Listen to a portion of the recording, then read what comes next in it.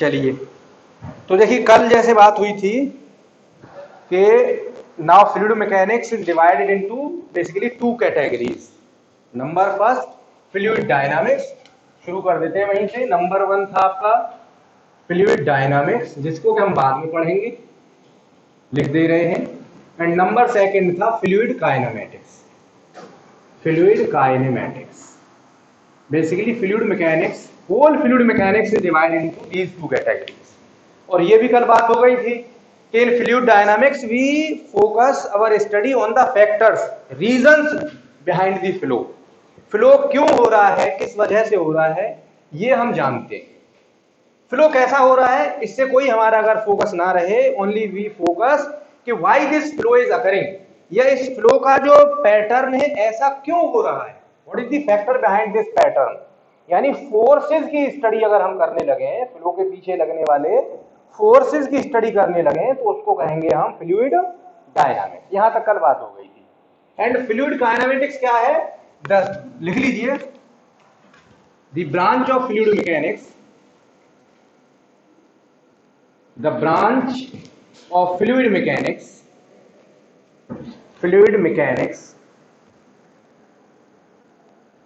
in which we study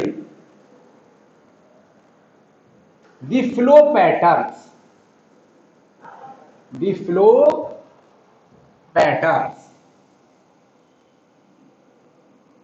or types of flows, but we do not consider the factors or forces responsible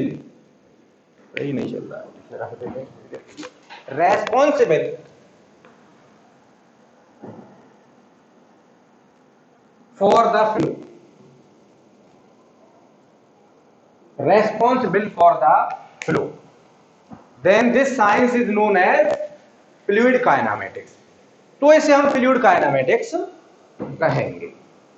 इसमें हमें flow क्यों हो रहा है इसको नहीं देखना, हमें देखना है फ्लो कैसा हो रहा है। For example flow is laminar और टर्बुलेंट, फ्लो इज यूनिफॉर्म और नॉन यूनिफॉर्म, कल देखा भी था, थोड़ा थोड़ा सुना था हमने, स्टीडी और अनस्टीडी। लिखते रहिए फटाफट तेजी से।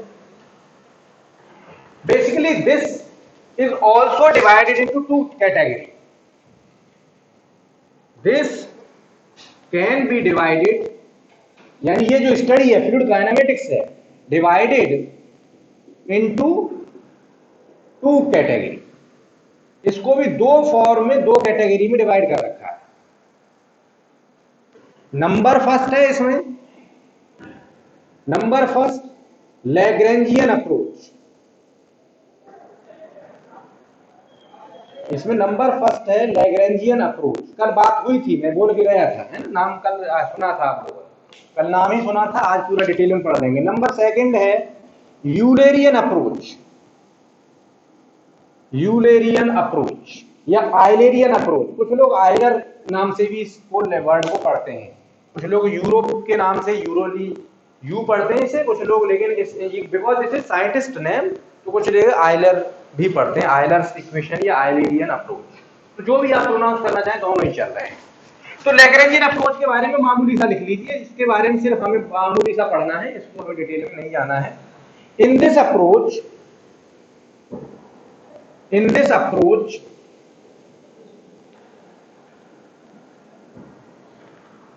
ये भी सीखना चल रहा है, आइए फटाफट। In this approach the observer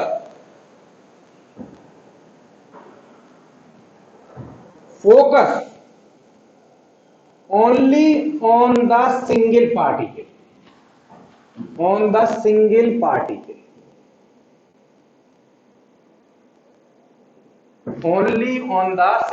particle, शुरू करो, only on the single particle, that is study the path of flow, the path of flow, velocity, etc. for single moving particle.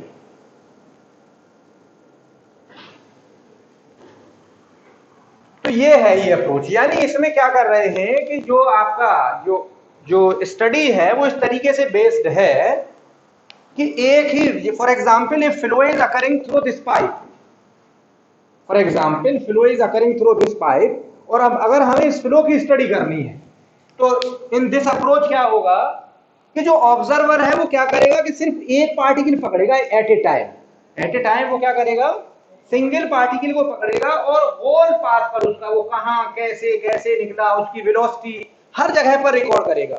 उसकी वेलोसिटी यहाँ क्या थी, यहाँ क्या थी, यहाँ क्या थी, एक्सेलरेशन क्या था, या एक्सेलरेशन में कन्वेक्टिव एक्सेलरेशन कैसा था, टेम्पोरल एक्सेलरेशन कैसा था, आप लोग अब जानते हो, कल पढ़ा बता दिया। तो यानी सिंगल पार्टिकल की स्टडी करेगा, हर पार्टिकल की, यानी एक ही पार्टिकल की स्टडी करके नहीं छोड़ देगा, यानी सिंगल पार्टिकल की स्टडी करेगा तो कंप्लीट फ्लूइड की, कंप्लीट फ्लो की, बट लेकिन करेगा सिंगल पार्टिकल। ऐसे मानिए कि जो ऑब्जर्वर है, इसलिए इस अप्रोच को कहते हैं दूसरे लफ्जों में moving observer approach, moving observer approach, observer approach, इसे मूविंग ऑब्जर्वर अप्रोच भी कहते हैं। यानी जो ऑब्जर्वर है, जो आपकी स्टडी करने वाला है, वो पार्टिकल के साथ साथ चल रहा है, वो पार्टिकल के साथ साथ चल रहा है। ऐसे मानिए कि जैसे फॉर एग्जांपल एक your whole class is a fluid, और इसमें जितने आप लोग जो बैठे हो सब एक फ्लूइड पार्टिकल हो। अब हमें सभी की, जब ये यहां से एकदम क्लास चलना शुरू हो जाए, for example from there to for any place, तो अब क्या होगा, हमें पूरी की स्टडी करनी है। अगर एग्जैक्ट स्टडी करें तो क्या करें, हर बंदे की अलग अलग पाथ को ट्रेस करें, उसकी कब वेलोसिटी किसी की कभी ज्यादा रहेगी, किसी की कभी कम रहेगी। यानी एक एक ऑब्जर्वर आपके सबके सर पर बिठा दें रिकॉर्डर। एक तो ये तरीका है स्टडी करने का। तो ये जो स्टडी होगी तो बड़ी डिफिकल्ट, कम्बरसम होगी, इसको एनालिसिस करना बड़ा मुश्किल होगा, आप रिसोर्सेज की भी ज्यादा जरूरत होगी, कॉस्टली भी होगी, बट एक्यूरेट होगी, है ना, बट एक्यूरेट होगी, बिल्कुल एग्जैक्ट रिजल्ट निकल करके आएंगे। तो इसका मतलब ये जो स्टडी है वो कैसी है, लिख लीजिए कम्बरसम है। इसके जो ड्रॉबैक्स है लिख लीजिए, कम्बरसम है। ये कम्बरसम बोले तो टीडियस है, मुश्किल है, मैथमेटिकल कैलकुलेशन, क्योंकि यहां तो मैथमेटिकल कैलकुलेशन भी करनी पड़ेंगी आप आफ्टर ऑल। तो कम्बरसम यानी जो मैथमेटिकल जो एनालिसिस है इसका वो बड़ा कम्बरसम होगा, बड़ा मुश्किल होगा, कम्बरसम है। Need more computational power, need more computational power,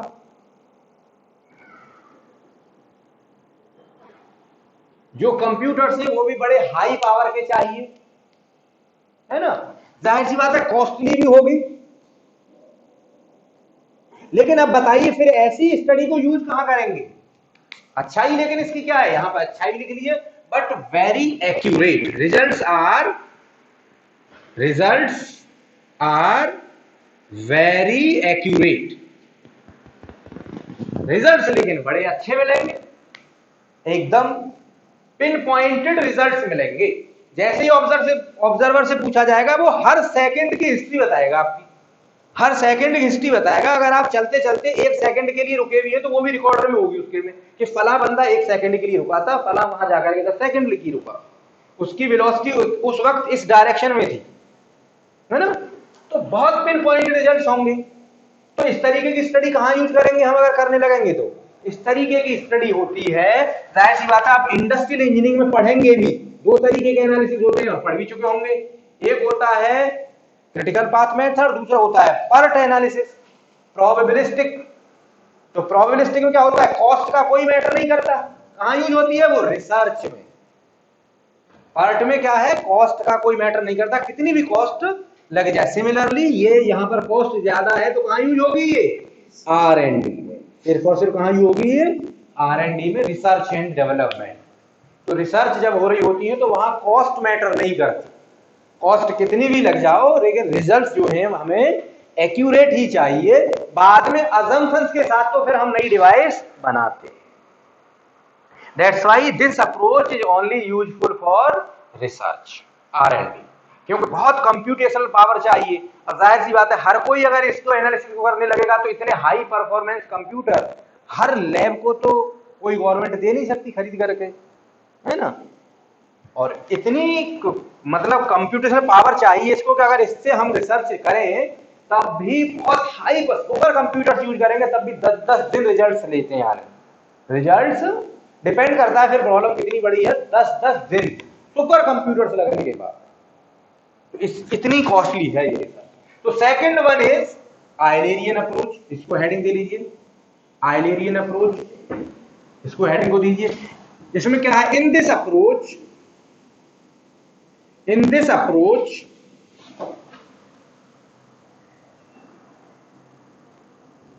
observer remain fixed at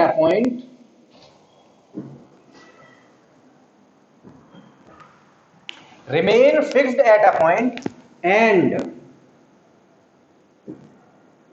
study the whole fluid passing over that point. Hence, अगली लाइन से लिखना शुरू, hence results are average। देखेंगे क्यों लिख रहे हैं इसको, less accurate but easy to analyze,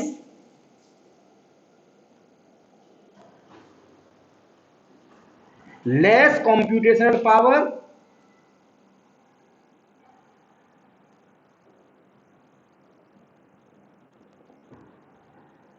ठीक है।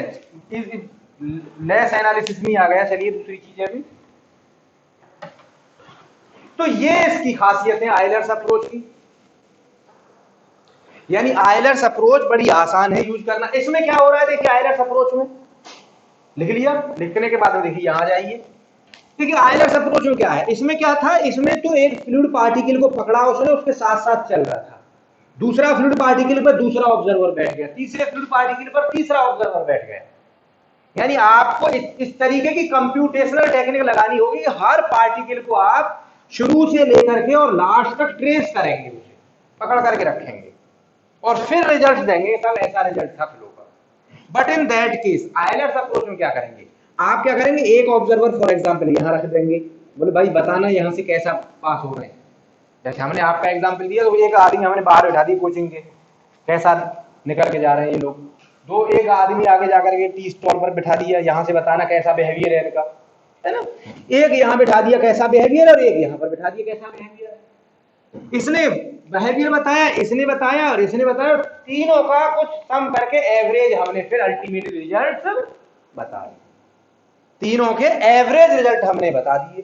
तो इसका मतलब क्या हुआ कि ऑब्जर्वर कम लग रहे हैं, इजी है कैलकुलेशन करना, सब कुछ इजी है, बट रिजल्ट जाहिर सी बात है उतने पिन पॉइंटेड तो नहीं होंगे, क्योंकि ये तो यहां और यहां का एवरेज बताएंगे, बीच में जो गड़बड़ी हुई है, बीच में जो रिजल्ट में चेंज आया वो इसमें कंसीडर नहीं किया जाएगा। यानी इस तरीके के अप्रोच हम यूज करते हैं नॉर्मल प्रॉब्लम्स में, जिन पर ऑलरेडी बहुत सारी स्टडी हो चुकी है, हमें एक एक्सपेक्टेड रिजल्ट्स मालूम है कि ऐसे रिजल्ट्स आते हैं। चलिए फिर भी फर्दर अगर कोई नई चीज, हम नया पैरामीटर चेंज कर रहे हैं, तो चलिए उस नए पैरामीटर को लगा करके चेक कर लेते हैं कैसे रिजल्ट्स आए, है ना। तो आर&डी में नहीं, ऑलरेडी जो प्रूव्ड हो चुकी है फिनोमेनास, उनकी स्टडी के लिए हम इस तरीके के रिजल्ट्स करते हैं। तो इसीलिए इसे कहते हैं कभी कभी fixed observer approach.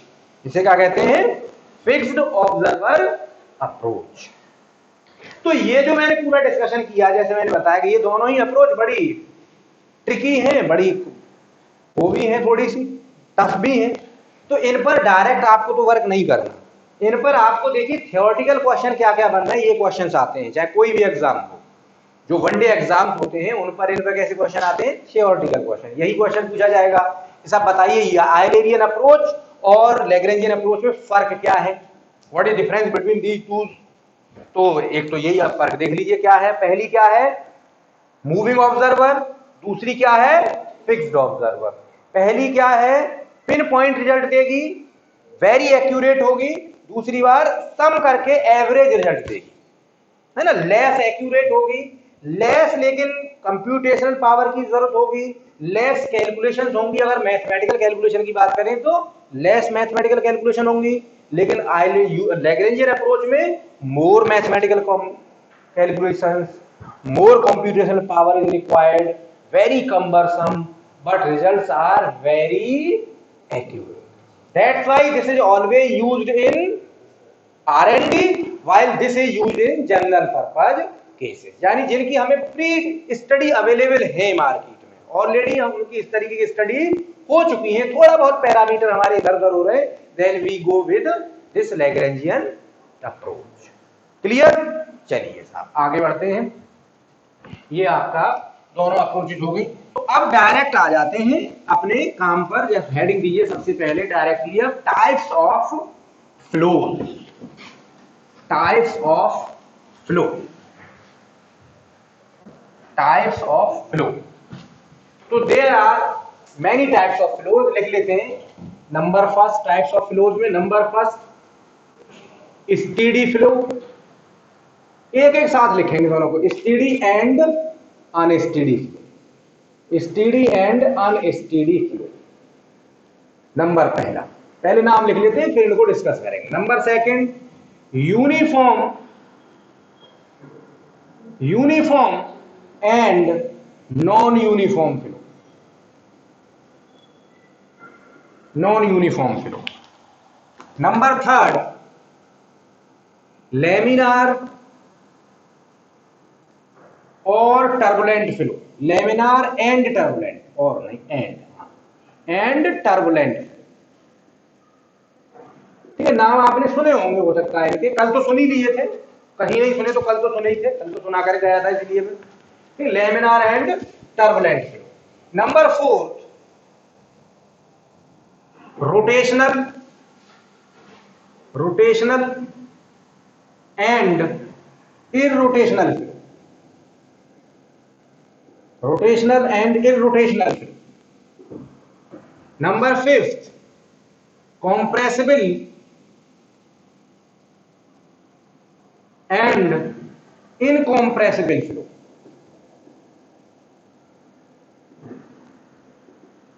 Number six 1D 2D और 3 डायमेंशनल फ्लोज, 1 डायमेंशनल 2 डायमेंशनल और 3 डायमेंशनल फ्लोज। तो ये आपके ब्रॉडली 6 टाइप्स ऑफ फ्लो में आपने फ्लोज को डिवाइड कर दिया है, steady unsteady, uniform non uniform. इन दोनों फ्लोज में ऊपर वालों में बहुत ज्यादा सिमिलरिटी है, तो सिमिलरिटी को दूर करने के लिए कल ही हमने बताया था स्टेडी अनस्टेडी कब चेक करेंगे, कैसे चेक करेंगे हम, विद रेस्पेक्ट टू टाइम। अगर विद रेस्पेक्ट टू टाइम देख रहे होंगे तो हमें मालूम पड़ेगा स्टेडीनेस और अनस्टेडीनेस। विद रेस्पेक्ट टू स्पेस अगर देख रहे होंगे, डिस्टेंस के साथ, स्पेस के पैरामीटर के साथ देख रहे होंगे, देन वो बताएगा हमको यूनिफॉर्म और नॉन यूनिफॉर्म। यानी वेलोसिटी में चेंज अगर देखें, फॉर एग्जाम्पल वेलोसिटी की बात करें, अगर वेलोसिटी में चेंज हम चेक कर रहे हैं, वेलोसिटी के चेंज अगर टाइम के साथ देख रहे हैं, तो इसका मतलब हम क्या चेक करना चाह रहे हैं, फ्लो का स्टेडीनेस और अनस्टेडीनेस, है ना। अगर हम वेलोसिटी में चेंज डिस्टेंस के साथ, यानी dv ओवर dx या dv ओवर dy या du over dy, du over dx, du over dz check कर रहे हैं, तो ये क्या है, यूनिफॉर्मिटी और non uniform. dv over dt, du over dt या dw ओवर dt, है ना, सब कुछ बता ही दिया था u vw क्या है। तो इसका मतलब हम क्या चेक कर रहे हैं, यूनिफॉर्म है फ्लो या सॉरी स्टेडी है या अनस्टेडी। तो इन दोनों में थोड़ा सा माइन्यूट फर्क रहता है, आपके लेवल पर और थोड़ा दिक्कत होती है, तो पहले से इसको डिफरेंस को क्लियर करनी चाहिए। तो सबसे पहले हेडिंग दे लीजिए स्टेडी फ्लो, सबसे पहले स्टेडी फ्लो। इसको थोड़ा चार्ज कर लें। स्टीडी फ्लो ज्यादा ही कम चार्ज है।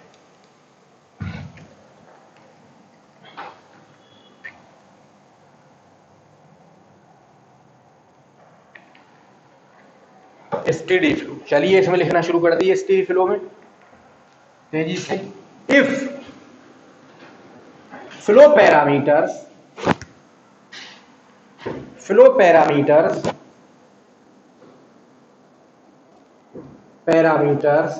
such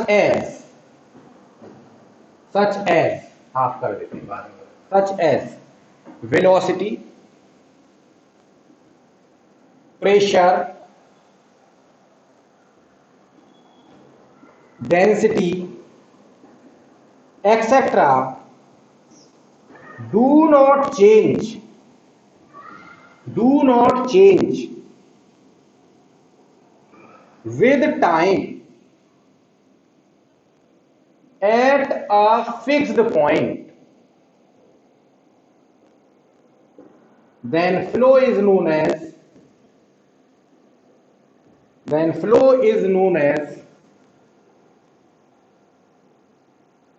steady flow.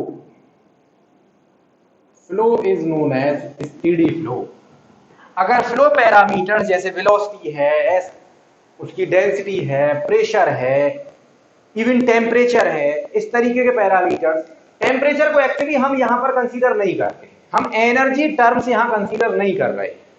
आगे जाकर के देखेंगे जैसे एनर्जी टर्म को अगर कंसीडर करने लगे तो क्या बन जाएगा, है ना। तो एनर्जी टर्म नहीं कंसीडर कर रहे हैं हम यहाँ।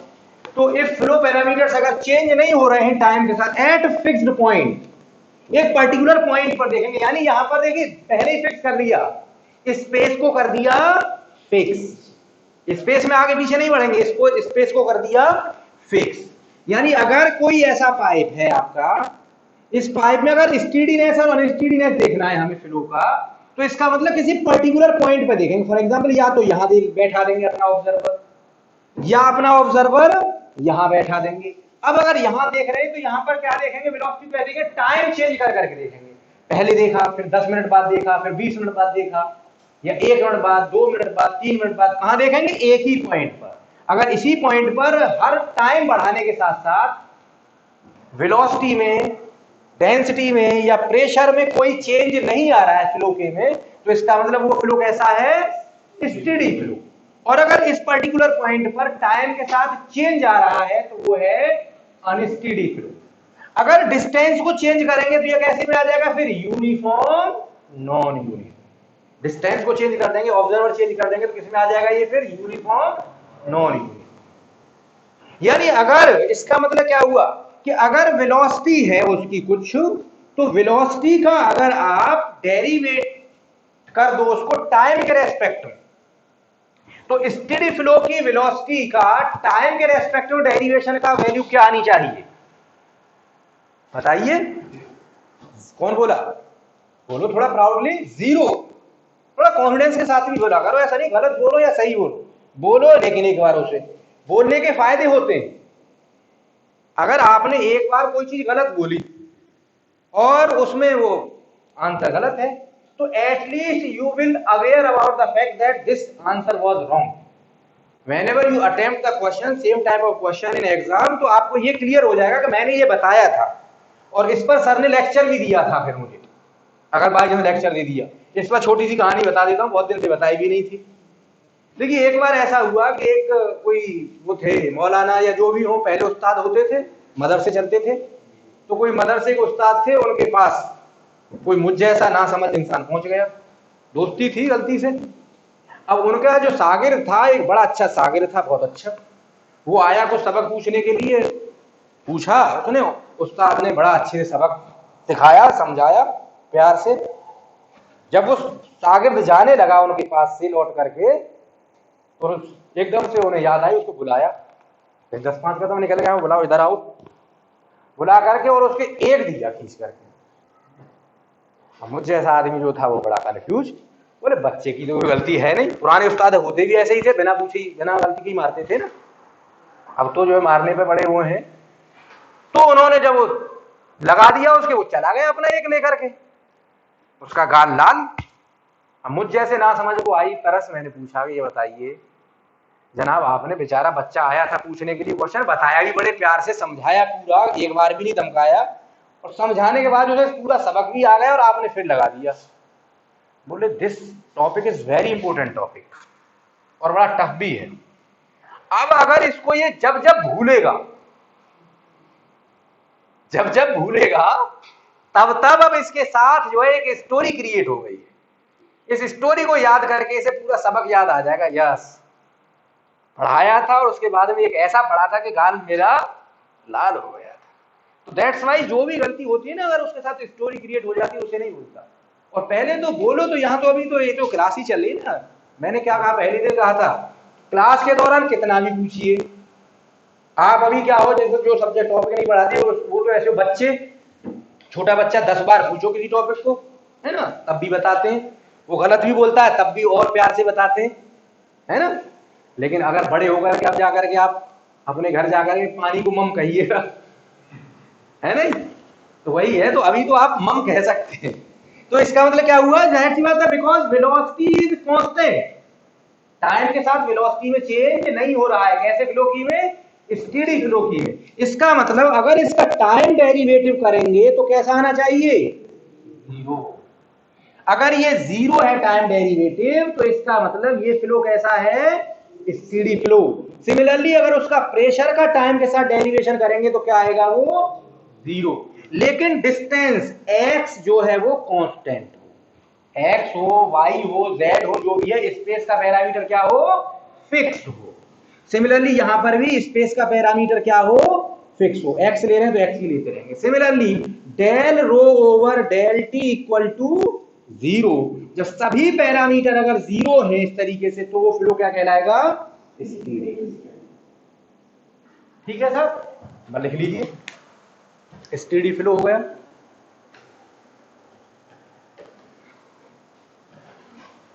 एग्जाम्पल इसका किस तरीके के पाइप में होगा, कैसे होगा, पहले अनस्टेडी, यूनिफॉर्म, नॉन यूनिफॉर्म, चारों को पढ़ लें तब बताएंगे। चारों के सिमिलर एग्जाम्पल हैं जो अक्सर वही क्वेश्चंस में आते भी हैं, दोनों एक साथ डिस्कस कर लेंगे। ठीक है, तो अभी एग्जाम्पल के चक्कर में हम नहीं पढ़ते हैं। दूसरा है आपका अनस्टेडी फ्लो, यहीं पर लिख लेते हैं अनस्टेडी की डेफिनेशन, वहां यूनिफॉर्म नॉन यूनिफॉर्म आ जाएगा। अनस्टेडी, अनस्टेडी की डेफिनेशन आप लोग खुद से लिखेंगे सब लोग, मैं नहीं लिखूंगा, इसीलिए मैंने यहाँ पे इस पे यूज किया है। बस क्या कर देंगे, डू नॉट की जगह पर सिर्फ डू नॉट वर्ड को एलिमिनेट कर देंगे, सिर्फ डू नॉट वर्ड को एलिमिनेट कर दीजिए। क्या हो गया, if flow parameter such as velocity, pressure, density etcetera change with time. पूरी डेफिनेशन रिपीट कर दीजिए, पूरी डेफिनेशन रिपीट कर दीजिए फास्ट, तेजी से, थोड़ा फास्ट करिए, तो टाइम बचे। कुछ नहीं लिखना है आपको, क्या करना है, बस डू नॉट वर्ड को हटा देना है। If flow parameters change with time, और कल से ही बताया जा रहा है आपको, है ना। इफ फ्लो पैरामीटर, और आप बिना देखे लिखने की कोशिश करेंगे तो याद भी हो जाएगी आप। If flow parameter change with time, this etcetera at a fixed point,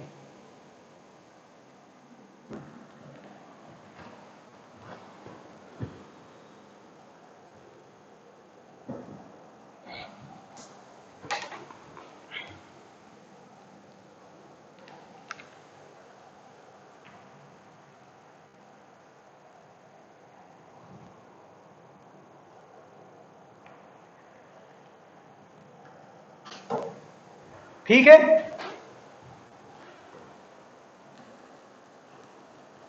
लिख लिया सभी ने। अब इसके क्या हो जाएंगे ये पैरामीटर, देखिए ध्यान देने की चीज ये है, फ्लो स्टेडी क्या होगा, जब इसमें से सब के सब 0 होंगे। ध्यान दीजिए, क्योंकि जब कोई कहते हैं कि ये आदमी, इसके आदमी के अंदर कोई भी अवगुण नहीं है, कोई भी दोष नहीं है, तो इसका मतलब ना वो सिगरेट पीता हो, ना वो चोरी करता हो, है ना घर वालों की बात को टालता हो, तो बहुत अच्छा है। लेकिन एक भी गड़बड़ है उसमें, तो इसका मतलब फिर वो बेकार ही माना जाएगा ना। सिमिलरली अगर चाहे इसकी दिस इक्वल टू 0 और ये इक्वल टू नॉन 0 हो गया, तो कैसा कहलाएगा, फिर अनस्टेडी। कोई भी इसमें नॉन 0 है, कोई भी, सबके सब नॉन 0 है, तो फिर तो वो तो बिल्कुल ही बेकार वाला है, ना कारा निकल गया, है ना। इनमें से कोई सा एक भी अगर नॉन जीरो है तो इसका मतलब फ्लो कैसा कहलाएगा, अनस्टेडी। बाई चांस वैसे ऐसे क्वेश्चंस एसएससी जेईई या बीई लेवल पर नहीं आते, लेकिन बाई चांस आ जाए, वो लिख दे ऐसे करके, इसी अब मैं लिख रहा हूं अनस्टेडी के लिए, बाई चांस इस तरीके से लिख दे, एक चीज को कहते हैं नॉन जीरो, और आप कहेंगे नहीं ये तो सर ने बताया था कि ये तो जीरो है तो एसटीडी है। नो, सभी नॉन जीरो होने चाहिए, मतलब कोई भी नॉन जीरो होगा तो ये कैसा हो जाएगा, अनस्टेडी। स्टेडी होने के लिए सभी को जीरो होना पड़ेगा, लिख लीजिए। तो ये कैसा फ्लो है, अनस्टेडी। या अगर ये इक्वल टू और zero not equal to zero हो जाए तो और अच्छी बात है, और ये भी नॉट इक्वल टू जीरो हो जाए तो ये तो बिल्कुल ही अनस्टेडी, यानी सभी पैरामीटर्स उसके अनस्टेडी हो गए। ये तो सभी पैरामीटर अनस्टेडी मिल गए, ठीक है सर। बाई चांस वहां देखने को मिले अगर एक भी पैरामीटर नॉन जीरो है तब भी अनस्टेडी कहलाएगा।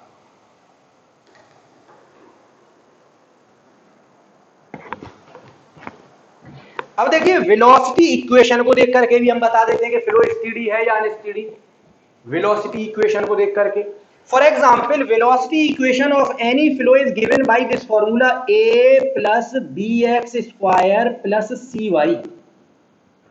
फॉर एग्जांपल एक फॉर्मूला ये है वेलोसिटी का, एक फ्लो ऐसा है जिसका फॉर्मूला क्या है, a x plus B x t plus c t y, where t is the time parameter, where t is the time parameter। बताइए दोनों में कौन सा स्टेडी है कौन सा अनस्टेडी है, 1 और 2 कर देता हूं मैं यहां पर, बताइए जल्दी से लिखिए, लिख भी लीजिए और बताइए भी आगे, आप इसके लिख दीजिए स्टेडी कौन सा है अनस्टेडी कौन सा है, स्टेडी कौन सा है अनस्टेडी कौन सा है अकॉर्डिंग टू वेलोसिटी पैरामीटर। अभी सिर्फ हम वेलोसिटी पैरामीटर के अकॉर्डिंग बात कर रहे हैं, प्रेशर और डेंसिटी की हम नहीं मालूम क्या रही होगी क्या नहीं, जब हम जो एक पैरामीटर दे रखा है उसी के अकॉर्डिंग बात करेंगे।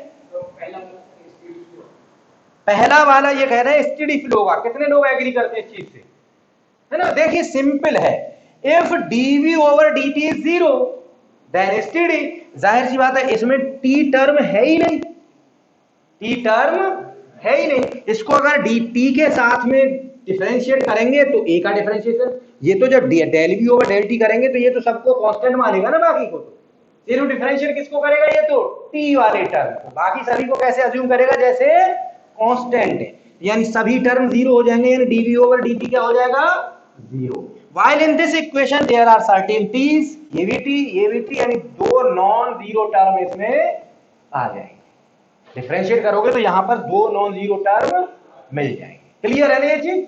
अब डिफरेंशिएशन तो नहीं करना पड़ना चाहिए, इतना तो आप जानते ही हैं, ठीक है ना। तो इसका मतलब ये कैसा है अनस्टेडी और ये कैसा है स्टेडी। बाई चांस इक्वेशन देख करके पता करना हो, अब इक्वेशन देख करके पता करना है तो सिंपल आपको मालूम पड़ गया, if time parameter arises in the equation then the flow is unsteady flow, और टाइम पैरामीटर अगर नहीं है उस इक्वेशन में तो इसका मतलब फ्लो जो है स्टेडी फ्लो है। क्लियर। चलिए हेडिंग दीजिए यूनिफॉर्म फ्लो, अगला वाला uniform flow, uniform flow, uniform flow.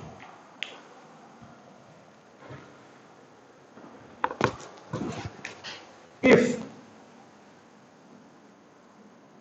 Velocity of flow, देखिए ध्यान दिए सिर्फ वेलोसिटी की बात कर रहे हैं, if velocity of flow do not change with space at fixed time, है ना, देखिए यहां टाइम फिक्स कर दिया, if velocity of flow do not change with space at fixed time, है ना, यहां पर टाइम को फिक्स कर दिया, स्पेस के रेस्पेक्ट में देखेंगे, then flow is said to be, flow is said to be uniform flow, flow is said to be uniform flow. तो उस तरीके के फ्लो को कहेंगे हम यूनिफॉर्म फ्लो। अब यहां पर देखिए एक और करने वाली चीज और है कि यहां सिर्फ वेलोसिटी को ही चेक करेंगे, अदर पैरामीटर्स को नहीं। This is difference between uniform and unsteady unsteadiness. In steady और अनस्टीडीनेस अगर चेक करनी है तो हम क्या क्या चेक करेंगे, सभी पैरामीटर, जितने भी फ्लो पैरामीटर है, डेंसिटी, प्रेशर, वेलोसिटी, है ना, सभी पैरामीटर्स को देखते घूमेंगे। But in case of uniform non uniform we only check velocity of the flow. अगर वेलोसिटी स्पेस के साथ वेरी कर रही है तो नॉन यूनिफॉर्म, स्पेस के साथ वेरी नहीं कर रही है तो यूनिफॉर्म। फॉर एग्जाम्पल अगर इसको हम डिफरेंशिएट करें किसी भी पैरामीटर के साथ, x के साथ करें तब भी नॉन जीरो टर्म आ जाएगा, यहां पर y के साथ करें तब भी नॉन जीरो टर्म आएगा। यानी ये जो इक्वेशन है फर्स्ट वाला, ये स्टेडी तो है बट नॉन यूनिफॉर्म है। ये फर्स्ट वाला जो इक्वेशन है ये कैसा फ्लो का है, स्टेडी तो है बट नॉन यूनिफॉर्म है। क्योंकि नॉन यूनिफॉर्म डेफिनेशन बेशक नहीं लिखाई, लेकिन आपको मालूम है कि अगर स्पेस के साथ वेलोसिटी चेंज करे, लिख लो 1 मिनट में, अब डेफिनेशन अलग से थोड़ी नहीं आएगी उसकी, इसी में सिर्फ डू नॉट वर्ड को हटा देना, non uniform, non uniform flow, बस कर दीजिए। नॉन यूनिफॉर्म में बस डू नॉट वर्ड को ड्रॉप कर देंगे और आपका हो जाएगा वो नॉन यूनिफॉर्म फ्लो का एग्जांपल। डेफिनेशन है डू नॉट, अच्छा चेंज रहेगा लिखने को, डू नॉट चेंज, हाँ डू नॉट चेंज, ठीक है।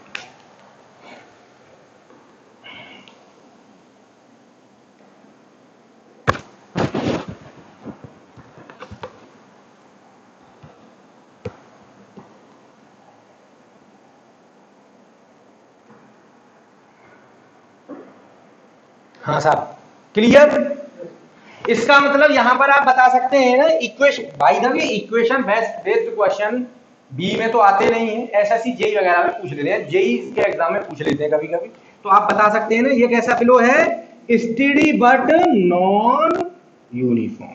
ये कैसा फ्लो है, अनस्टेडी भी है और नॉन यूनिफॉर्म भी। ये कैसा है, अनस्टेडी भी है और नॉन यूनिफॉर्म भी है, अनस्टेडी भी है और नॉन यूनिफॉर्म भी है, ठीक है। अब इनके जो है डेफिनेशन तो लिख ली होगी नॉन यूनिफॉर्म की भी आपने। अब इनके जो है सिंपल पैरामीटर्स पर बेस्ड एग्जांपल देख लेते हैं। सबसे पहले स्टेडी फ्लो का एग्जांपल, स्टेडी फ्लो का एग्जांपल है आपका flow in any area pipe. चाहे देखिए पाइप आपकी ऐसी है, इसका पाइप का एरिया क्या है, लगातार चेंज होता जा रहा है आगे को, तो इस तरीके की पाइप को कहते हैं नॉन प्रिज्मेटिक। क्या वर्ड यूज करते हैं हम, नॉन प्रिज्मेटिक पाइप या कॉन्ड्यूट, ठीक है। यहां पर फ्लूइड मैकेनिक्स में पाइप को हम क्या कहते हैं, कभी कभी कॉन्ड्यूट, पाइप को कहते हैं कॉन्ड्यूट। तो ये कैसी कॉन्ड्यूट है, नॉन प्रिज्मेटिक।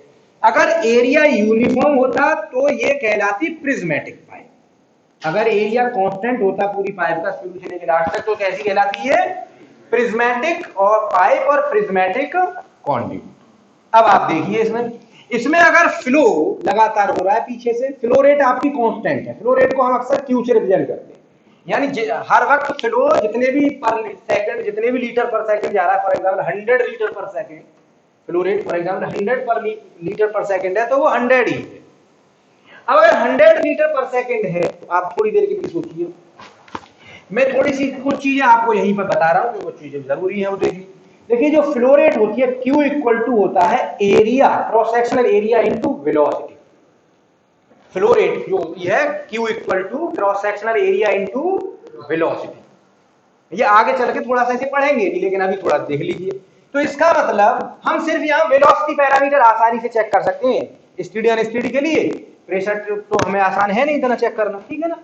सिमिलरली हम यूनिफॉर्म और नॉन यूनिफॉर्म के लिए सिर्फ वेलोसिटी चेक करनी है हमें, तो सिर्फ हम वेलोसिटी पैरामीटर चेक करके काम चलाएंगे अपना कि फ्लो इज स्टेडी अनस्टेडी और यूनिफॉर्म और नॉन यूनिफॉर्म, ठीक।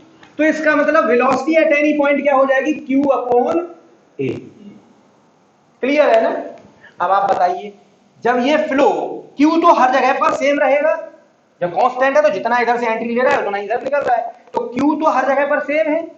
तो इसका मतलब जब Q सेम है तो जैसे जैसे एरिया बढ़ेगा वैसे वैसे वेलोसिटी का क्या होगा, घटती जाएगी, वेलोसिटी घटती जाएगी आगे को, सही बात है ना। या इधर से इधर बढ़ रहे हो तो वेलोसिटी बढ़ती जाती, सॉरी उल्टा लग गया, ठीक है ना, वेलोसिटी आगे की तरफ घटती जाएगी। अब वेलोसिटी, लेकिन ये बताइए फ्लो सुबह से लेके शाम तक हो रहा है और वही 100 लीटर पर सेकंड है, तो फ्लो सुबह से लेके शाम तक इस पॉइंट पर तो वेलोसिटी जितनी है उतनी रहेगी ना।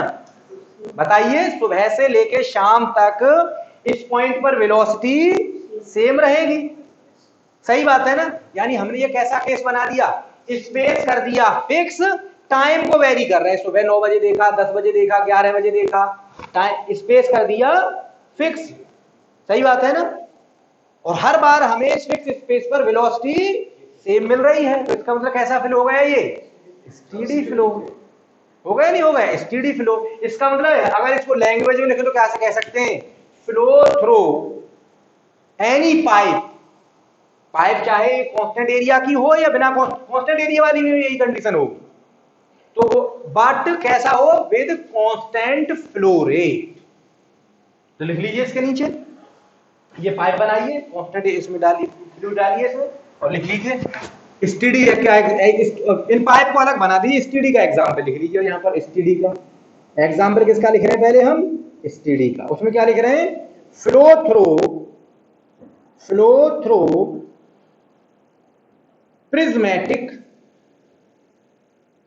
और नॉन प्रिज्मेटिक, प्रिज्मेटिक और नॉन प्रिज्मेटिक पाइप, कैसे बात है नहीं, प्रिज्मेटिक और non prismatic pipe with constant flow rate, constant flow rate, यानी फ्लो रेट अगर कांस्टेंट हो, ठीक है, तो वो फ्लो क्या कहलाएगा, स्टीडी फ्लो, चाहे पाइप प्रिज्मेटिक हो या पाइप नॉन प्रिज्मेटिक हो, प्रिज्मेटिक हो या नॉन प्रिज्मेटिक हो, अगर फ्लो रेट कांस्टेंट है तो फ्लो होगा आपका स्टीडी। अब तो और आसान हो गया, देखिए बताना सब कुछ पड़ता है लेकिन क्वेश्चन करने के लिए बड़ी आसानी हो गई। क्वेश्चन में तो आपको बस इतना पकड़ लेना है कि अगर फ्लो रेट कांस्टेंट है तो फ्लो कैसा होगा, स्टीडी, बस। कैसी भी पाइप हो, अगर फ्लो रेट कांस्टेंट है तो फ्लो कैसा होगा, स्टीडी फ्लो, बस। बताना सब कुछ पड़ता है लेकिन क्वेश्चन पकड़ने के लिए ऑब्जेक्टिव बड़ी आसानी की हो गई, ठीक है ना। अनस्टेडी का मैं सबसे लास्ट में लिखवाऊंगा एग्जांपल, पहले अब देख लें अगला एग्जांपल यूनिफॉर्म फ्लो का। पहले अगला एग्जांपल देखते हैं यूनिफॉर्म का। चलिए साहब यूनिफॉर्म, अब इसी को पहले एग्जांपल को ही ले लेते हैं इसको। इसमें देखिए फ्लो की वेलोसिटी इस पॉइंट पर तो हर वक्त सेम थी वक्त पर, लेकिन डिस्टेंस के साथ यहां पर अलग थी ना, यहां पर अलग, यहां पर अलग, डिस्टेंस बढ़ने के साथ वेलोसिटी भी अलग अलग हो रही है नहीं है। इसका मतलब कैसा फ्लो है इस पाइप में, ये नॉन यूनिफॉर्म है ना, डिस्टेंस बढ़ने के साथ साथ वेलोसिटी अलग अलग, तो कैसा फ्लो, नॉन यूनिफॉर्म। अच्छा अगर इस पाइप में हो रहा होता ये फ्लो, बताइए यहां पर ही वही वेलोसिटी, यहां पर भी, because area is constant, velocity is constant at every point, तो इसका मतलब इस पाइप में कैसा फ्लो होता, यूनिफॉर्म, सही बात है ना।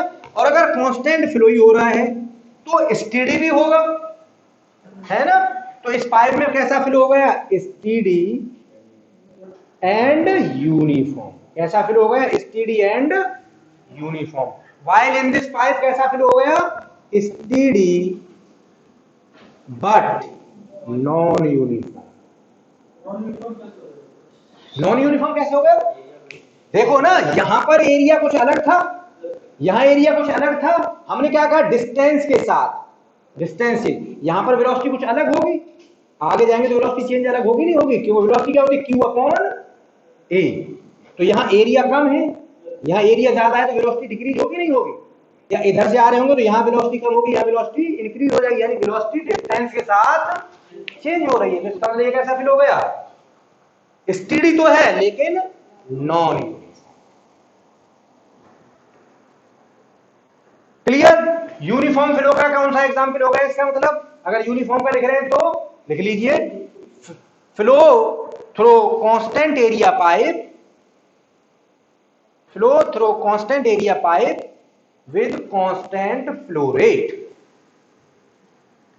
Flow through constant area pipe with constant flow rate.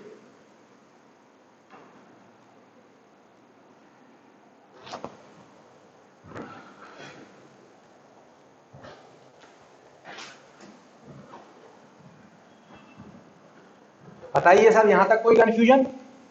ठीक है सब। तो अगला भी लिख लीजिए, एसटीडी का भी, सॉरी एसटीडी तो दिखाई दिया था, नॉन यूनिफॉर्म, तो नॉन यूनिफॉर्म की तो मालूम पड़ गई ना आपको, यानी इसको चाहो तो अलग से लिख लो नॉन यूनिफॉर्म वाले में, या इसी को जैसे भी लिखना चाहो इसको लिख दो, यानी flow with constant flow rate through non prismatic pipe. Non uniform में क्या आ जाएगा?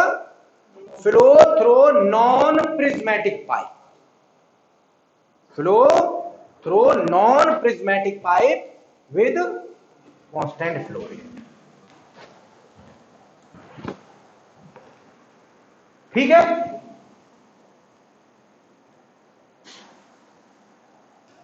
कोई दिक्कत नहीं यहां तक। अब अनस्टेडी का एग्जाम्पल रह गया है, अनस्टेडी का। अब देखिए अनस्टेडी के लिए देखिए, कोई सी भी पाइप को पकड़ लीजिए, फॉर एग्जाम्पल इस पाइप को ले लेते हैं, पहले इसी पाइप को ले लेते हैं, या इसको भी ले लेंगे बाद में, पहले इस पाइप को ले लेते हैं। चलिए साहब, इसमें क्या था कि पहले फ्लो रेट Q1 था, पहले फ्लो रेट Q1 था, फॉर एग्जाम्पल 50 लीटर पर सेकेंड। आपने यहां क्या लगा रखा है? एक वॉल्व लगा रखा है कंट्रोल करने के लिए फ्लो रेट को, आपने एक वॉल्व यहां पर कंट्रोल करने के लिए लगा रखा है। बच्चे ने क्या किया, अगले सेकंड ही उसको ओपन कर दिया, फ्लो रेट बढ़ा दी, पहले था 150, उसने फिर 75 कर दिया, फिर 100 कर दिया, तो यहां पर पहले कितना आ रहा होगा फ्लो? 50 लीटर। फिर जैसे उसने 100 किया तो यहां पर कितना आएगा फ्लो? 100। फिर अगले सेकंड कितना आएगा? 100 या 150 जो भी है। यानी जैसे जैसे फ्लो रेट बढ़ेगी वैसे Q अपॉन एरिया वेलोसिटी भी इस जगह पर, इस जगह फिक्स। टाइम जैसे जैसे चेंज होगा, टाइम के साथ साथ वो वाल्व को ओपन या क्लोज करेगा। फ्लो रेट चेंज होगी तो इसका मतलब वेलोसिटी भी चेंज होगी, लेकिन क्यों? ड्यूरिंग ओपनिंग और क्लोजिंग ऑफ द वाल्व। यानी अगर आप, यानी अल्टीमेटली क्या हुआ कि अगर आप कैसे भी, ओपनिंग और क्लोजिंग नहीं, अगर आप कैसे भी फ्लो रेट को वेरी करा दे रहे हो, फ्लो रेट को वेरी करा दे रहे हो, फ्लो कैसा होगा? अनस्टेडी। तो लिख लीजिए एग्जाम्पल, फ्लो ड्यूरिंग ओपनिंग और closing of the valve, flow during opening और closing of the valve, flow during opening और क्लोजिंग ऑफ द वॉल्व। ठीक है ना? फ्लो ड्यूरिंग ओपनिंग और क्लोजिंग ऑफ द वॉल्व। ठीक है? किसी भी पाइप में, किसी भी, यही तो हमने कहा, चाहे ये पाइप हो आपकी, ये पाइप हो, इसमें भी वही सिचुएशन होगी, है ना? क्यों? यहां पर क्या होगा, यहां पर अगर देखिए कांस्टेंट एरिया पाइप है तो इसमें भी देखिए यहां पर पहले 50, तो यहां पहले 50 आ रहा होगा, एक पॉइंट। देखिए जब भी हम स्टेडी अनस्टेडी देखेंगे तो स्पेस फिक्स कर लेंगे, तो इसी पॉइंट पर देखिए, इस पर देखिए, इस पर पहले कितना आ रहा होगा? 50 अपॉन ए। अगले सेकंड ही यहां पर कितना आएगा? 100 अपॉन ए। वेलोसिटी चेंज होगी नहीं होगी अगले सेकंड ही? फिर अगले सेकंड वेलोसिटी और बढ़ जाएगी या और घट जाएगी। अगर वो क्लोज कर रहा होगा तो वेलोसिटी लगातार घटती रहेगी। तो इसका मतलब अगर सिंपल, अब देखिए, अब सिंपली, अब ज्यादा अगर समझ में आए तो सिंपल पर आ जाते हैं। अब आ जाते हैं पिन पॉइंट, क्वेश्चन को पकड़ना है, क्वेश्चन को पकड़ना है। क्वेश्चन क्या आएगा आपसे पूछने के लिए? फ्लो स्टेडी है अनस्टेडी, यूनिफॉर्म या नॉन यूनिफॉर्म। जो हम पढ़ाते तो पूरा है समझा करके, लेकिन क्वेश्चन भी होना चाहिए। तो लास्ट में वही कैसा क्वेश्चन, कैसे डायरेक्ट पिन पॉइंट। तो देखिए सिंपल, अगर फ्लो रेट कांस्टेंट है तो फ्लो कैसा होगा? Steady. Clear? Flow rate very कर रही है, फ्लो होगा अनस्टेडी। अगर पाइप का एरिया कांस्टेंट है, फ्लो होगा यूनिफॉर्म। पाइप का एरिया वेरी कर रहा है, फ्लो होगा नॉन यूनिफॉर्म। अब अगर ये पाइप का एरिया वेरी कर रहा है तो इसमें फ्लो कैसा होगा? Non uniform. अगर इसमें फ्लो रेट कांस्टेंट है तो flow steady and non uniform. Flow rate भी वेरी कर रही है तो फ्लो कैसा होगा? Unsteady and non uniform. यहां आ जाइए, area constant, flow is uniform. अब अगर फ्लो भी कांस्टेंट है तो कैसा हो गया? Steady and uniform. Flow rate भी वेरी कर रही है तो अनस्टेडी एंड। क्लियर? तो हमें क्वेश्चन पकड़ने के लिए तो बड़ा आसान सी चीज पकड़नी है। एरिया वेरी कर रहा है, एरिया बताएगा यूनिफॉर्म नॉन यूनिफॉर्म। एरिया अगर कांस्टेंट है तो यूनिफॉर्म, एरिया अगर वेरी कर रहा है तो नॉन यूनिफॉर्म। और आपका फ्लो रेट बताएगी स्टीडीनेस और अनस्टीडीनेस। क्लियर? ठीक है साहब? अभी भी कंफ्यूज है तो अब इस वीडियो को रिवाइंड करके देख लीजिएगा घर पर जाकर के, ठीक है? इसलिए आपके लिए अब वीडियो डेवलप कर दी है, ये सिर्फ आपको ही एक्सेस मिलेगा। अगला क्या था? Type of flow. Second one is, third one is laminar. तो लेमिनार पर आ जाइए, अभी है टाइम। स्टीडी देखिए, डेफिनेशन पे देखिए, स्टीडी में क्या लिखा हुआ? Eight fixed point. स्टीडीनेस और अनस्टीडीनेस चेक करेंगे टाइम के साथ। हमारे पास दो चीजें हैं, टाइम और स्पेस। कल से ही बात चली, time and space. Steadiness unsteadiness check करेंगे, टाइम को वेरी कराएंगे, स्पेस को कर देंगे fix. Uniform non uniform check करना है, क्या करेंगे? टाइम को कर देंगे फिक्स, स्पेस को वेरी कराएंगे। ठीक है? चलिए अब हेडिंग दीजिए अगला आप, laminar flow. Next one is laminar. है क्या हुआ? अच्छा लेमिनार। चलिए टाइम ज्यादा तो नहीं, लेकिन लेमिनार को पढ़ सकते हैं। टर्बुलेंट कर पढ़ लेंगे, आज लेमिनार को हम पढ़ लेते हैं। इतना टाइम है कि हम लेमिनार फ्लो को पढ़ जाएं यार। Laminar flow,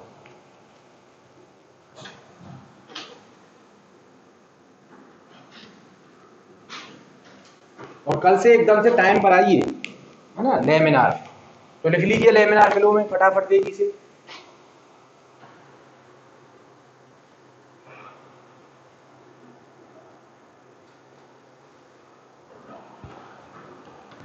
The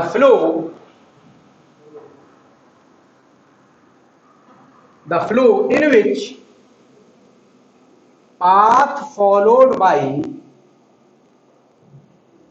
individual particles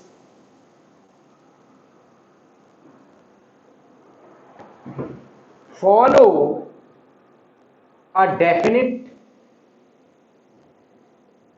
fixed pattern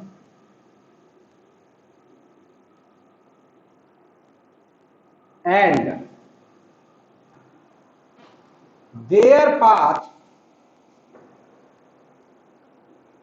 do not intersect the path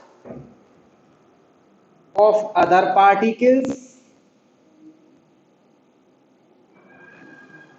as well as itself.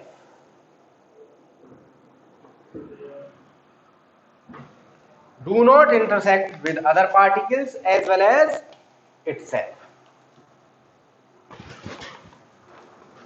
ठीक है? तो इस तरीके के फ्लो को हम कहेंगे, then such type of flow is known as laminar flow.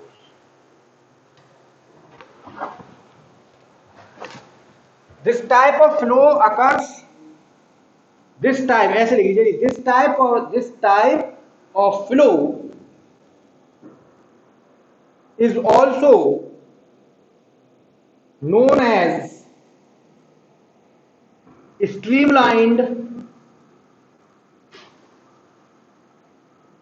और विस्कस फ्लो। आगे जब विस्कस फ्लो और विस्कोसिटी को थोड़ा सा और विस्कस फ्लो के इफेक्ट देखेंगे तब इसको और डिस्कस कर लेंगे। मतलब लेमिनार फ्लो को नहीं, कैसा स्ट्रीमलाइन होता है या विस्कस फ्लो क्या होते हैं, आगे अभी कुछ वक्त में यानी कल परसों में नंबर आ जाएगा। तो इस तरीके को फ्लो कहते हैं, यानी फ्लो जो होगा बिल्कुल एक डेफिनेट पैटर्न में होगा। For example if this is a pipe, इस पाइप में अगर कोई फ्लो हो रहा है तो फ्लो के जो पार्टिकल्स होंगे वो इस तरीके से चलेंगे, एक के पीछे एक, बिल्कुल यानी ऐसे बनाएंगे लेयर्स फॉर्मेट, इस तरीके से जाएंगे एक के पीछे एक, एकदम बिल्कुल ऐसे मानिए जैसे भीड़ चलती है, इधर उधर बिल्कुल भी डेविएट नहीं करेंगे। ठीक है? बिल्कुल इस तरीके से। ठीक है? तो इस तरीके के फ्लो को कहेंगे आप लेमिनार। नहीं बातें नहीं, अरे अभी देखते हैं, बात करेंगे इस पर, अभी तुम टेंशन क्यों ले रहे हो? पहले ही हमने कहा कि जब तक टॉपिक कंप्लीट न हो जाए तब तक टेंशन नहीं, क्वेश्चन आफ्टर द टॉपिक। जब आपको ये लगेगा ये तो टॉपिक ही कंप्लीट हो गया और मेरे डाउट रह गए, जितने ही आपके छोटे में डाउट हैं automatically will cover in this lecture, कोई डाउट बचेगा ही नहीं। को आज से थोड़ी बढ़ा है, 10 साल हो, कभी कोई डाउट कभी कोई डाउट, सब डाउट अब तो यहाँ स्टोर हो गए। और फ्लूइड मैकेनिक्स तो हमारा फेवरेट सब्जेक्ट है, जैसे पहले ही बताया हुआ, फ्लूइड मैकेनिक्स और थर्मोडायनामिक्स। थर्मोडायनामिक्स आपके लिए कि whole thermodynamics including IC engine, refrigeration, heat transfer, क्या क्या, ये तो ऐसे सब्जेक्ट हैं आपके लेवल पे। तो कहते हैं ना कभी कभी ऐसे लोग उसमें अत्युक्ति में एक हाथ पैर बांध दो, तो ऐसा ही है इसका तो मामला। हाँ बिल्कुल ठीक। तो इस तरीके को फ्लो को कहेंगे लैमिनार फ्लो, यानी सब पार्टिकल्स एकदम से लेयर बाय लेयर मैनर में चल रहे हो, कोई भी पार्टिकल इधर उधर बिल्कुल नहीं भटक रहा हो। ऑब्वियस बात है this type of flow naturally तो पॉसिबल नहीं है, बस कुछ फ्लोज को अज्यूम करते हैं हम कि ये फ्लो लैमिनार फ्लो है, वी जस्ट अज्यूम, वो भी एग्जैक्टली लैमिनार नहीं होते है ना। लेकिन फॉर स्टडी पर्पस हम बहुत हाईली विस्कस, यहां लिखा विस्कस फ्लो, हाईली विस्कस, जब फ्लो बहुत भारी सा होगा, लेई टाइप की हो, तो उसमें कोई नीचे का पार्टिकल ऊपर भाग रहा होगा, नहीं भाग रहा होगा, है ना। आपकी लेई टाइप की हो, जैसे दूध है, दूध में तो जरा सा देर देर ऊपर का पार्टिकल नीचे, नीचे का पार्टिकल ऊपर, लेकिन दूध का जब खोआ लास्ट में बन जाए जल करके, तो फिर उसमें आप मिक्स करिएगा, कलर मिक्स नहीं होगा आसानी से, तो इसका मतलब वो कैसा फ्लो हो जाएगा, फिर जब वो थोड़ा गाढ़ा हो जाएगा यानी विस्कोसिटी बढ़ जाएगी, तो कैसा हो जाएगा, लैमिनार। और यही लैमिनार फ्लो को चेक करने का तरीका भी है, यही लैमिनार फ्लो को चेक करने का तरीका भी है। क्या करेंगे हम, इसमें एक पिन पॉइंट पर ले जाकर के यहां डाई इंजेक्ट कर देंगे, डाई इंजेक्ट कर देंगे, इस पाइप में फिल हो रहा है, हम इसमें एक डाई कलर डाई इंजेक्ट करेंगे। अगर डाई जहां तक सीधी लाइन में जा रही होगी वहां तक फ्लो को मानेंगे laminar flow. After some time ये धीरे धीरे धीरे धीरे फैलना शुरू कर जाएगी, तो हम कहेंगे साहब यहां तक तो फ्लो लैमिनार फ्लो है। This is the experimentation of laminar और टर्बुलेंट फ्लो। वो हमारा कोर्स में नहीं, हमें एक्सपेरिमेंट नहीं करना है, लेकिन हमने बता दिया। तो ये भी एक तरीका है, जैसे हमें खोवा वाली बात से याद आ गई। तो मिक्सिंग बताएगी हमें आगे जाकर, जब ये मिक्सिंग होने लगेगी तो लगने लगेगा flow is now converting from laminar to turbulent. तो रियलिटी में तो नहीं होता, लेकिन जैसे हमने कहा कुछ को माना जाता है, जैसे किस किस को माना जाता है, तो लिख लीजिए एग्जांपल के तौर पर, flow of blood in arteries and veins, जो हमारी खून बह रहा है हमारी आर्टरीज में और वेन्स में, इसको हम अज्यूम करते हैं this is not really laminar, बिल्कुल एग्जैक्टली लैमिनार तो नहीं है, लेकिन कहीं हद तक लैमिनार है।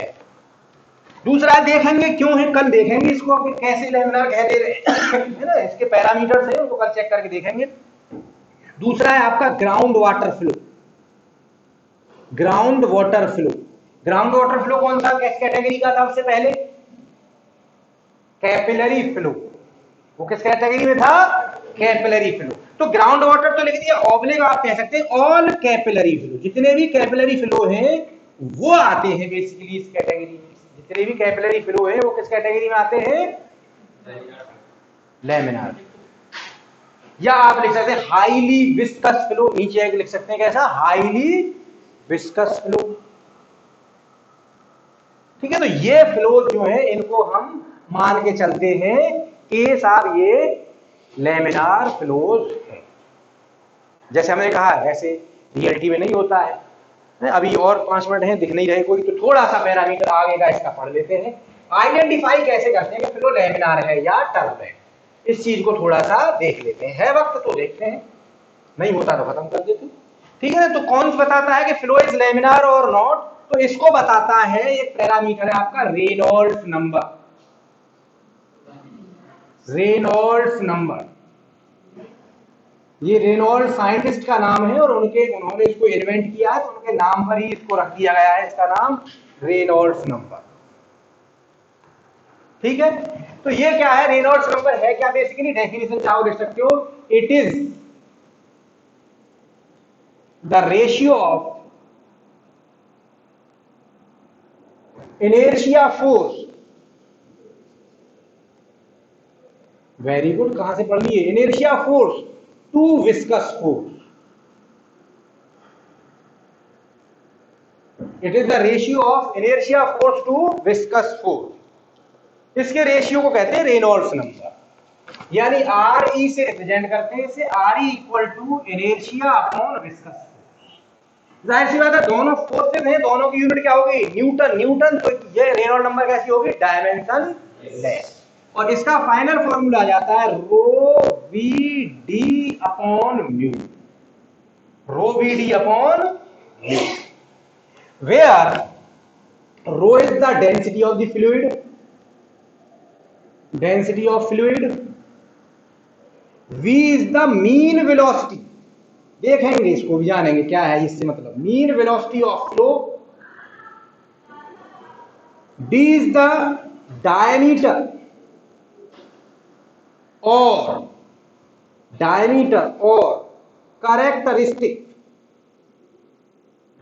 Characteristic length of the channel, जो भी चैनल है, जो भी आपका पाइप है या चैनल, तो रेक्टेंगुलर चैनल भी हो सकता है, तो जो भी पाइप, जो भी चैनल है, डायमीटर और characteristic length of the channel, and mu is the, जानते हैं आप लोग, विस्कोसिटी और काइनेमेटिक विस्कोसिटी, सही बात है, विस्कोसिटी और dynamic viscosity, dynamic viscosity, viscosity और डायनामिक विस्कोसिटी। इसी इक्वेशन को आप ऐसे भी लिख सकते थे साहब, rho v D over mu over rho, ऐसे लिख सकते थे, नहीं लिख सकते थे, है ना, म्यू अपॉन रो, और म्यू अपॉन रो क्या हो जाता है, न्यू, काइनेमेटिक विस्कोसिटी, ध्यान करके रखिए सब लोग, ठीक है, V D over nu, because हम जानते हैं nu equal to mu over, तो ये भी इक्वेशन आ सकता है